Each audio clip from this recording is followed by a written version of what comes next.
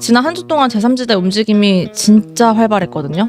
이 탈당의 과정 어떻게 보셨나요? 동력이 조금 손상이 갔다. 윤영찬 의원이 저런 선택을 함으로써 그런 오해를 받을 수밖에 없잖아요. 그 국민들 인식 속에서는 저 사람들 결국 공천 때문에 저러는 거 아니냐라고 네. 생각할 수밖에 없는 거고. 미래 대연합이라는 당명을 세 분이 내걸었거든요. 이준석, 이낙연 사이에 가교 역할을 좀 이분들이 할 수 있을까요? 플랫폼이 되겠다는 욕심이 보이죠. 이름에서. 욕심이 없기 때문에 조율하는 역할을 하기에는 용이할 겁니다. 저는 이분들이 아마 끊임없는 의심을 가지고 있을 거예요. 서로가 서로를 향해서. 이낙연 전 대표는 연대를 한다고 하더라도 혹시 나중에 선거가 끝나면 다시 민주당으로 돌아가진 않을까. 진정성이 어떻고를 떠나서 두 분 그 연합하는 세력들 간에 서로가 서로를 향한 의심들이 계속 있을 거예요.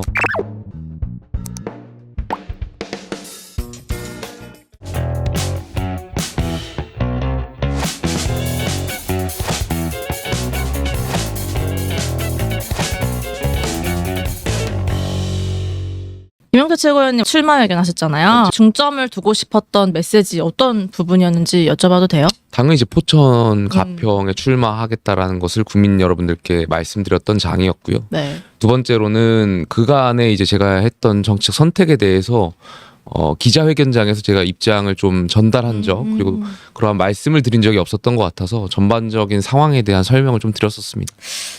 현아용이는 창당을 전제로 한 팀이 아니었다. 그렇죠. 당 잔류 예. 결정 후회 없다 이런 말씀하셨는데 이 전 대표가 신당 창당으로 이제 가닥을 잡아가는 순간부터 위원님은 그러면 이제 노선을 좀 달리하기로 마음을 먹으신 건가요? 그러니까 정치라는 것이 여러 가지 변화의 상황들에 둘러싸여 있고 아마 저희가 그 창당 이야기가 한 두세 달 전부터 나왔던 것 같은데 그 과정에서도 여러 가지 경우의 수가 있었던 것 같아요. 근데 일단 정말 창당할 수도 있고 또 당이 변화를 한다면 당에서 계속 혁신할 수 있는 방향도 있었고요. 여러 가지 생각들이 있었는데 저는 그 당에서 계속 혁신하는 방향일 거라고 네. 생각했어요. 근데 결과론적으로 이제 이 전 대표께서 창당을 선택하신 거고 그러면 저는 이제 당에 남겠다. 김영남 전 의원 얘기 먼저 해볼까요? 윤석열 대통령에게 국민도 속고 나도 속았다라면서 탈당 회견을 하면서 개혁신당 합류를 했거든요. 어제는 어딘가 나와서 윤석열 대선 후보 손바닥 왕자가 한심했다. 당시에 말도 안 되는 쉴드를 치느라 힘들었다. 뭐 이런 얘기들을 하면서 굉장히 공세 수위를 높이고 있어요. 완전히 달라진 스탠스예요. 그러면 자기는 안 속았네요. 국민은 속았는데 자기는 속은 게 아니라 자기도 같이 국민을 속인 거네요. 이렇게 앞뒤를 맞춰보니 또 그렇게 해석이 되네요. 그래서 그러면 죄송하다고 해야죠. 내가 사실은 그때 억지 실드를 쳤지만 한심하게 생각했다고 하는 게 아니라 국민 여러분 죄송합니다. 그때는 정치적 상황 때문에 제가 여러분들 속였습니다. 양두구육했습니다. 죄송합니다. 앞으로 안 그러겠습니다. 그런 게 정직한 거 아닌가? 라는 생각이 좀 들더라고요. 어쨌든 신당의 입장에서는 양당 특히 국민의힘과의 경쟁을 계속 유도해서 관심을 받으면서 몸집을 키우려고 하는 그런 전략을 갖고 있는 것 같아요. 제가 비판했습니다만 딱 하나 평가할 만한 거는 네. 김용남 의원 합류하고 나서 발표된 정강정책은 제가 처음으로 보고 저거는 괜찮다. 괜찮다. 이를테면은 그 소위 자본시장에서의 평등 얘기를 하면서 소액주주 얘기를 하고 그렇죠. 그런 동시에 대기업 구조, 지배 구조 혼란을 초래하는 걸 좀 막기 위한 장치, 뭐 상속세율 인하라든가, 저거는 이때까지 봤던 거랑 좀 다르다. 정강정책이라고 발표되는 얘기들이 뭐 방송국, 뭐 수신료 이런 얘기였잖아요. 1호가. 근데 저거는 평가할 만하다. 예, 저거는 꽤 고민을 많이 하고 나왔다는 인상을 좀 받았어요. 본격적으로 제3지대 이야기를 좀 시작해 볼게요. 지난 한 주 동안 제3지대 움직임이 진짜 활발했거든요. 먼저 민주당의 원칙과 상식 4명 아니고 3명이 탈당을 했어요. 네. 그동안 방송에서 이분들의 이제 생각이나 뭐 이분들이 갖고 있는 정치에 대한 회의감 등등을 이제 얘기를 해주셨잖아요. 이 탈당의 과정 어떻게 보셨나요? 동력이 조금 손상이 갔다. 한 명이 빠지면서. 솔직히 말하면 제가 아는 조홍천 의원 같은 경우에는 공천 때문에 이러는 거 진짜 아니거든요. 진짜 아니에요. 근데 윤영찬 의원이 저런 선택을 함으로써 그런 오해를 받을 수밖에 없잖아요. 그거 뭐 아니라고 해도 국민들 인식 속에서는 저 사람들 결국 공천 때문에 저러는 거 아니냐라고 네. 생각할 수밖에 없는 거고 그건 억울해도 어쩔 수 없는 거예요. 앞으로의 활동으로 잘 씻을 필요가 있다고 생각하고 제가 아는 정천 의원은 진심이 그거니까 하던 대로 하시면은 뭐 해소가 될 것 같은데 지금까지는 아직 그 여진이 있어 보인다. 미래 대연합이라는 당명을 세 분이 내걸었거든요. 여기에 박원석 전 정의당 의원, 정태근 전 한나라당 의원도 합류를 했어요. 당명 대연합이라는 표현에서 어쨌든 제3지대 세력을 우리가 중심으로 연합하겠다 이런 의지가 좀 보였거든요. 중심적 역할이나 이준석, 이낙연 사이의 가교 역할을 좀 이분들이 할 수 있을까요? 플랫폼이 되겠다는 욕심이 보이죠. 이름에서 연합이잖아요. 이름에서 딱 느껴져요. 본인이 뭐 이게 뭐 새로운 미래다, 우리가 개혁신당이다 이게 아니라 연합의 어떤 그 플랫폼 역할을 하겠다는 것이고, 이분들 제가 소도에서 말씀드린 대로 크게 욕심이 없거든요. 네. 욕심이 없기 때문에 조율하는 역할을 하기에는 용이할 겁니다. 지금 선거를 앞두고 있다 보니까 비례대표라든지 여러 가지 측면에서 연대하고 연합할 뭐 국민 여론도 있는 것 같고 그래서 그 현실적인 측면에서 이제 하려고 하는 것 같은데, 저는 이분들이 아마 끊임없는 의심을 가지고 있을 거예요. 서로가 서로를 향해서. 예를 들면 이낙연 전 대표는 연대를 한다고 하더라도 혹시 나중에 선거가 끝나면 다시 민주당으로 돌아가진 않을까. 이낙연 전 대표는 아마 이준석 전 대표를 생각을 바꿔서 하시겠죠. 아마 선거가 끝나면 다시 국민의힘으로 또 이렇게 돌아가지는 않을까. 그러니까 뭐 그분들의 진정성이 어떻고를 떠나서 두 분 그 연합하는 세력들 간에 서로가 서로를 향한 의심들이 계속 있을 거예요. 근데 자당, 그러니까 친정이라고 할까요? 돌아가고 싶은 마음 있지 않을까요? 다들? 돌아가고 싶은 마음이라기보다는 자당의 느낀 문제의식 때문에 그 원래 당을 대체하고 싶은 욕망은 있어 보여요. 이 창당이 잘 안 되는 이유는 네.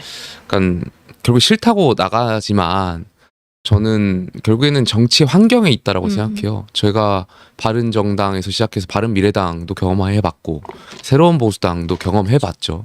그러니까 바른미래당은 제3지대의 어떤 성격이 있었던 정당이고 보수 진영과 진보 진영이 합리적인 세력들이 모이려고 했었던 그런 세력이었고, 새로운 보수당은 보수개혁을 외쳤던 신당이에요. 그래서 여러 컨셉을 제가 다 경험해봤고, 근데 결과적으로는 실패를 다 했죠.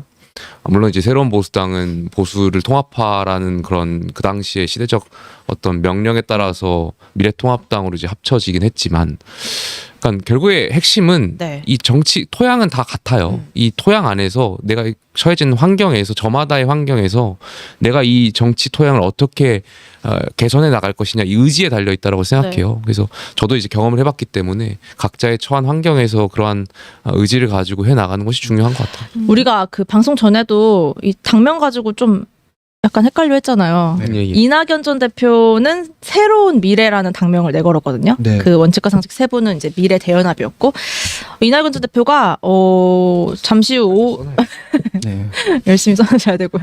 잠시 오후에 창당 대회도 하기로 했고, 여기 이준석 대표도 참석한다고 하고요. 이낙연 전 대표가 창당 발기인 2만 명 이상 이미 모였고 총선에서 최소 5, 60석도 가능하다 이렇게 밝히고 있어요. 이 전 대표와 함께하기 위해 민주당에서 좀 연쇄 탈당이 이루어지고 있는 데 대한 좀 자신감 붙은 걸까요? 아니, 이렇게 얘기할 수밖에 없어요. 저희 총선에서 진짜 큰데. 우리 총선에서 한 2석 정도 할 건데 좀 도와주십시오. 이렇게 할 수는 없기 때문에 맞아요. 이 정도는 원래 그렇다고 일당할 겁니다라고 하면 저 사람들 너무 허황된 사람들 아닌가 이렇게 생각할 거고, 자기들끼리 얘기했겠죠. 이 원래 이런 메시지들 다 구성할 때 논의 다 하거든요.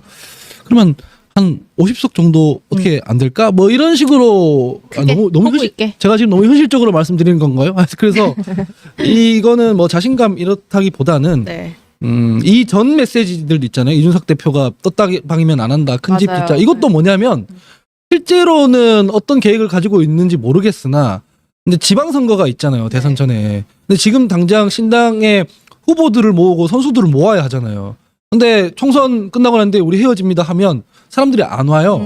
그렇죠. 우리가 지방선거까지 염두에 두고 출마시킬 거라고 해야 거기 출마할 사람들도 오는 거거든요. 그래서 그런 계산이 다 있는 상황에서 얘기하는 거라서 특별히 자신감이 있다 이런 거라기보다는 일종의 포부죠. 맞는 말씀인 것 같아요. 그래도 그런 당찬 포부가 있어야 후보 입장에서는, 예비 후보들 입장에서는 이제 또 함께 할 어떤 방향성도 있는 것 같고요. 근데 현실적인 측면에서는 저는 결국에는 이 지지율이 이제 나올 거잖아요. 맞아요. 지지율이 굉장히 중요할 것 같아요. 왜냐면 후보들 입장에서는 결국에 선거비, 제가 지난번에도 한번 말씀드렸던 것 같은데 이 선거비를 고민 안 할 수가 없거든요. 그리고 또 일반적으로 회사를 그만두고 이제 나오시는 분들도 있을 텐데 다니던 직장을 그만두고 정치에 참여한다라는 것 자체가 굉장히 큰 결심이잖아요. 거기에 이제 두 번째 스텝이 선거비에 대한 건데 15%를 넘어가야 득표율이 선거비를 보전받을 수가 있어요. 근데 뭐 물론 이제 지지율과 득표율은 차이가 있겠지만 보통 지지율을 가지고 득표율을 환산하다 보니까 예비 후보들 입장에서 만약에 신당에 대한 지지율이 15%가 나오지 않는다면 내가 후보를 띄워도 15% 득표를 받지 않겠구나라는 생각이 있을 거고 보통 총선이 한 1억에서 2억 정도의 돈이 들어갈 텐데 아무리 작게 잡아도 이것을 감당할 수 있는 예비 후보들이 과연 얼마나 있을까에 대한 생각도 고민해봐야 될 것 같아요. 결국 숫자에 의해서 마음이 많이 움직일 수밖에 없겠네요. 현실적인 네. 측면을 고려한다면 지지율이 깡패입니다. 지지율 깡패 맞아요. 지지율대로 갑니다. 예. 맞습니다. 이게 이분들이 어제 김종민 의원이었나요? 설 연휴 전에 통합 이루는 걸 목표로 하겠다라고 얘기를 하고 있어요. 네. 가능할까요? 설 연휴 이제 한 달도 안 남았거든요. 그거는 이제 무슨 얘기냐면 네. 설 밥상에 우리 얘기로 꽃피우게 하겠다라는 설밥상 중요하죠. 의지이고, 근데 사실 지난번 2016년 선거 기억해 보시면 국민의당 바람이 확 불었잖아요. 국민의당 언제 창당했냐면 2월에 했어요. 총선이 4월인데 2월에 진짜 창당했어요. 그렇게 바투 움직였구나. 예, 그리고 더불어민주당에서 공천 혁신 했잖아요. 그 뭐 정청래 의원, 이해찬 전 대표 막 그 컷오프 시키면서 우리 친노 패권주의 아닙니다. 이거 했던 시기가 언제냐면 3월이에요. 바로 직전에 한 거예요. 그래서 지금은 총선이 90일 전 뭐 이렇게 되니까 되게 바터 보이지만 아직 시간 많습니다. 그러네요. 예. 어떻게 얼마나 달라질지 네. 총선 직전까지는 우리가 또 마음을 놓을 수 없는 상황이고요.